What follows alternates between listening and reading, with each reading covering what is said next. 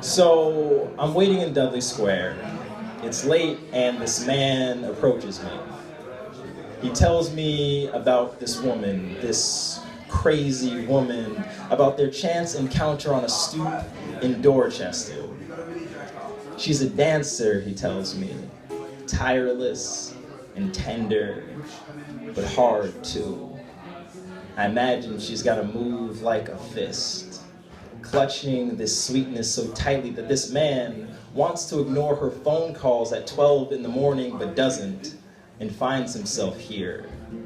Now in Dudley, treading on 2 in the morning, talking about the 44 bus because he needs to get to Brockton by 8, except that bus doesn't run that late. I don't tell him that though. Instead, he recites to me a poem of his, and then another. Though I only understand him this much, it's his diction, you see. Then he tells me that he doesn't understand himself. But in fact, it's the poems. They just come out of him sometimes all at once, and this scares the shit out of him. I tell him that poetry can be like placing yourself before a mirror. What we see in the reflection might frighten us, for who, after all, wants to be seen too clearly? And then I read to him a poem of my own. It talks about jokes that aren't really jokes, about the blackbirds, their names dying in my throat, how the sorrow songs are all just smoke like this. And suddenly, Dudley Square is a crossroads of generations, and we, 2 black men, pass time until well past my bus home was scheduled to arrive.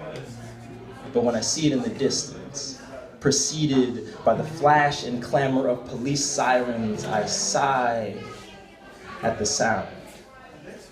Too much of Roxbury is this song of those led into drowning, so when the bus turns the corner into the station, I ask him for his phone number, as a fellow poet. He looks me in the eyes, smiles light, says sure, but I don't know if I'll ever pick up. I